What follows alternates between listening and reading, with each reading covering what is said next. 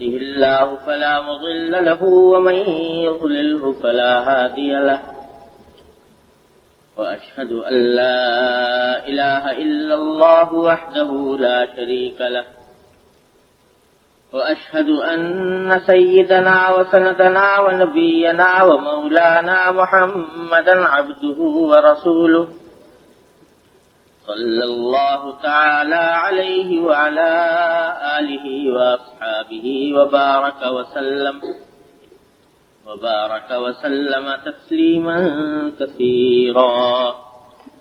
أما بعد، باب في قضاء حوائج المسلمين. قال الله تعالى وافعلوا الخير لعلكم تفلحون. وعن ابن عمر رضي الله تعالى عنهما أن رسول الله صلى الله عليه وسلم قال: المسلم أخو المسلم لا يظلمه ولا يسلمه، من كان في حاجة أخيه كان الله في حاجته، ومن فرج عن مسلم كربة فرج الله عنه بها كربة من كرب يوم القيامة، ومن ستر مسلما ستره الله يوم القيامة.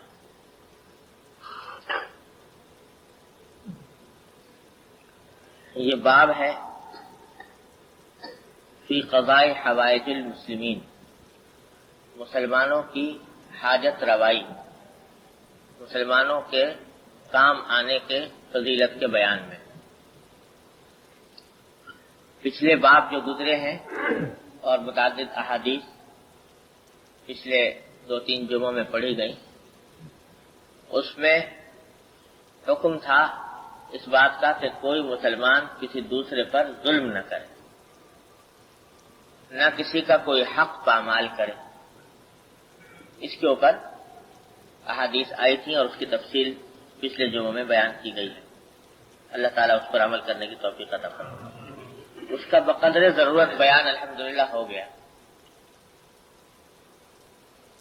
اس سلسلے میں ایک صاحب نے پرچہ بھیجا ہے کہ پچھلی مرتبہ یہ حدیث سنائی گئی تھی کہ جس شخص کے ذمے کسی دوسرے کا کوئی حق ہو تو اس کو مرنے سے پہلے معاف کرا لے یا اس کی تلافی کر دے، اس حق کو ادا کر دے. ایک صاحب نے سوال کیا ہے کہ اگر کسی شخص کا کے ذمے دوسرے کا حق تھا اور وہ صاحب حق فوت ہو گیا ہو، اس کا انتقال ہو گیا ہو، تو اب اس حق کی تلافی کی کیا صورت ہے؟ اگر وہ زندہ ہوتا تو اس سے جا کر حق دے دیتے اس کو یا اس سے معافی مانگ لیتے، لیکن انتقال ہو جانے کے بعد پھر اس کے حق کی تلافی کی کیا صورت ہے؟ تو اس کا جواب یہ ہے کہ اگر حق مالی نوعیت کا ہے، یعنی کوئی پیسے ہمارے ذمے واجب تھے اس شخص کے اور اس کا انتقال ہو گیا، تو اس کے بارے میں مسئلہ یہ ہے کہ جو پیسے واجب تھے اب اس کے ورثہ کو پہنچائے، جو ورثہ بھی زندہ ہوں ان تک پہنچائے. وہ براہ راست اس کے ورثہ زندہ نہ ہو تو ورثہ کے ورثہ جو زندہ ہوں ان تک پہنچائے. اور اب ان کا حق منتقل ہو گیا اس کے ورثہ کی طرف، تو یا تو ان کو پہنچائے یا ان سے معاف کرائے. وہ سب کے سب سے مگر ایک وارث کے معاف کر دینے سے معاف نہیں ہوگا جب تک کہ سارے وارث معاف نہ کریں. تو مالی حق کا تو یہ معاملہ ہے. اگر کسی کا کوئی ایسا شخص ہے کہ اس کا کوئی وارث ہی نہیں، لاوارث مر گیا، اور یا ہے مگر اس کا کوئی ورثہ کا پتہ نہیں، کسی طرف بھی ہاتھ پاؤں مارنے کے باوجود پتہ نہیں چلتا، تو اس صورت میں فرض یہ ہے کہ پہلے ورثہ کی تلاش کرے. جہاں جہاں سے ورثہ کے معلوم ہونے کا امکان ہو وہاں وہاں معلومات کرے، تحقیق کرے، تلاش کرے. جیسے اگر اپنا پیسہ واجب ہو جاتا دوسرے کے ذمے اور اس کا انتقال ہو جاتا تو کیا کرتا کہ اس کے ورثہ کو تلاش کرتا، اس کی تحقیق کرتا، جستجو کرتا. اسی طرح اب تلاش اور جستجو کرے اور ان تک پہنچانے کی کوشش کرے.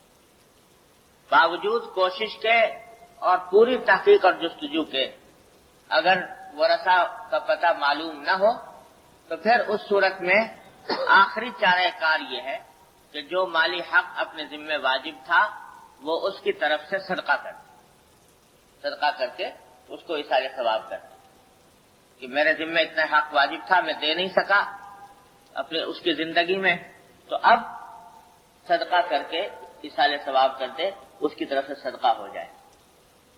یہ تو ہے مالی حق کا حکم۔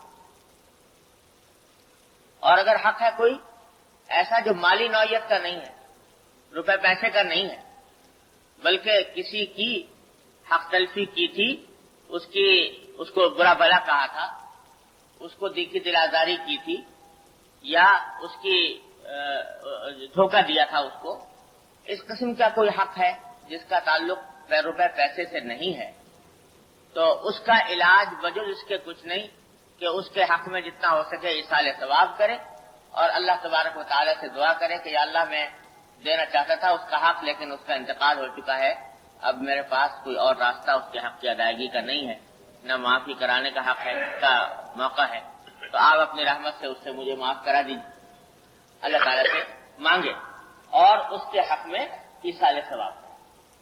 یہ ہے طریقہ کسی وفات یافتہ شخص کے حق کو ادا کرنے کا یا اس کے معاف کرانے کا۔ بہرحال یہ جو پچھلے ابواب گزرے ان کے اندر بیان تھا ظلم سے بچنے کا، حق تلفی سے بچنے کا، اور اس کی تفصیل بقدر ضرورت ہوگی۔ اب یہاں جو باب ہے وہ اس سے آگے بڑھ کر، یعنی صرف اتنا کافی نہیں کہ دوسرے کے اوپر ظلم نہ کیا جائے، بلکہ مسلمان کا کام یہ ہے کہ دوسرے مسلمان کے کام آئے، اس کی حاجتوں کو بقدر امکان پورا کرے۔ کوئی شخص کسی مشکل میں ہے تو اس مشکل سے اس کو نکالنے کی کوشش کرے، یہ بھی مسلمان کے فرائض میں داخل ہے۔ اس کے لیے بات قائم کیا کہ مسلمانوں کی حاجت کو پورا کرنا، ان کی ضرورتوں کی نگہداشت، اس کے لیے، اور اس میں پہلے تو آیت نقل کی ہے قرآن کریم کی، باری تعالیٰ نے فرمایا وَفْعَلُوا الْخَيْرَ لَعَلَّكُمْ تُفْلِحُونَ، کہ بھلائی کا کام کرو تاکہ تم کو فلاح حاصل ہو۔ بھلائی کے کام میں سبھی کچھ آ جاتا ہے، دوسرے کے ساتھ بھلائی، دوسرے کے ساتھ حسن سلوک، اس کے ساتھ رحم کا معاملہ، اس کی حاجتوں کو پورا کرنا، یہ سب چیزیں فعل الخیر کے اندر داخل ہیں۔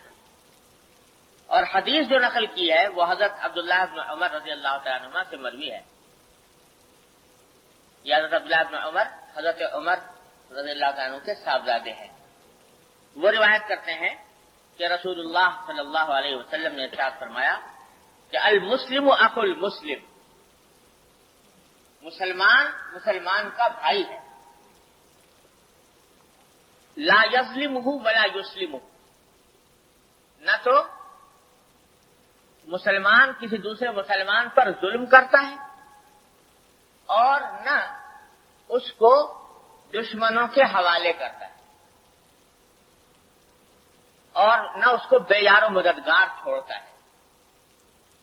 من کان فی حاجت اخیہ کان اللہ فی حاجتی، جو شخص اپنے بھائی کی کسی ضرورت کو پورا کرنے میں لگا ہوا ہو، اس کا کوئی کام کر رہا ہو، تو جب تک اس کا وہ کام کرتا رہے گا اللہ تبارک و تعالیٰ اس کا کام بناتے رہیں، اللہ تعالیٰ اس کی حاجت پوری کرتے رہیں۔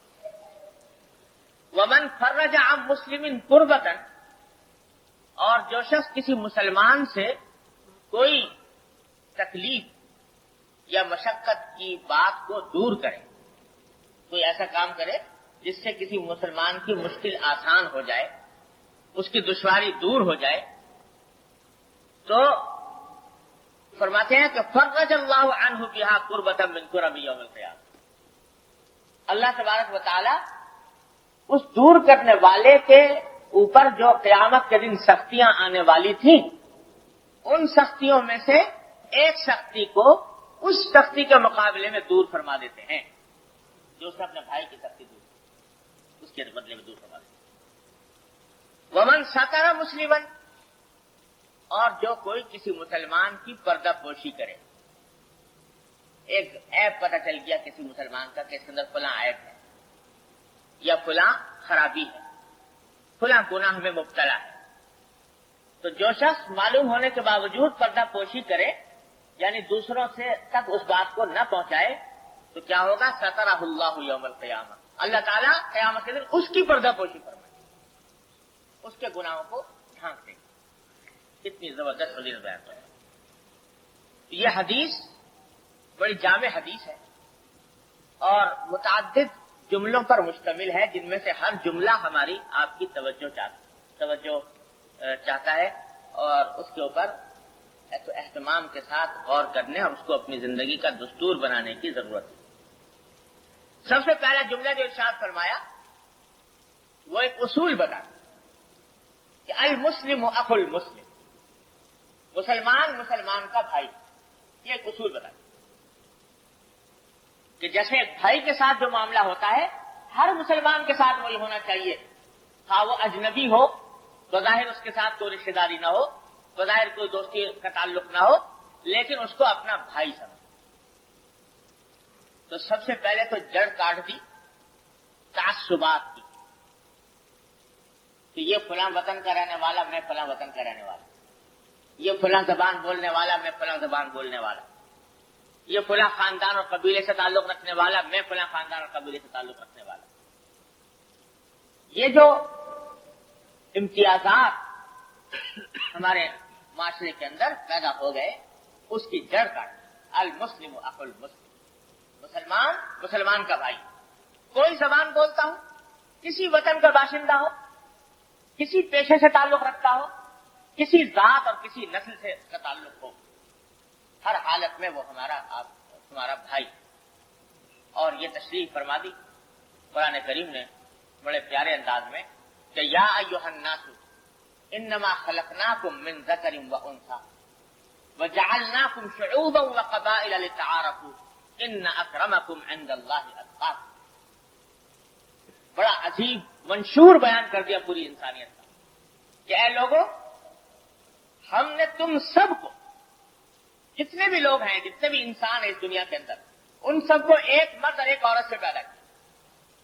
سب کا سلسلہ نسب جا کر ختم ہوتا ہے ایک مرد اور ایک عورت پر، یعنی حضرت آدم علیہ السلام پر اور حضرت حوا علیہ السلام.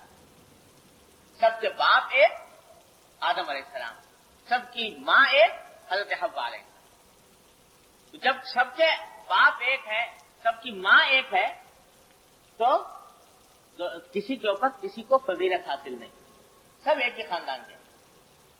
ہاں البتہ وجعلناکم شعوبا وقبائل. پھر سوال پیدا ہوا کہ جب ایک ہی باپ کی اولاد ہے، ایک ہی ماں کی اولاد ہے، تو یہ الگ الگ قبیلے آپ نے کیوں بنائے اللہ نے؟ یہ فلاں قبیلہ، یہ فلاں گروہ، یہ فلاں ذات، یہ فلاں نسل، یہ کیوں بنائی؟ تو اللہ تبارک و تعالیٰ فرماتے ہیں کہ یہ ہم نے اس لیے بنائی لتعارفوا، تاکہ تم ایک دوسرے کو پہچان سکو. اگر سب ایک ہی زبان بولنے والے ہوتے اور سب ایک ہی وطن کے باشندے ہوتے، ایک ہی جیسی نسل ہوتی سب کی، تو ایک دوسرے کو پہچاننا مشکل ہو جاتا.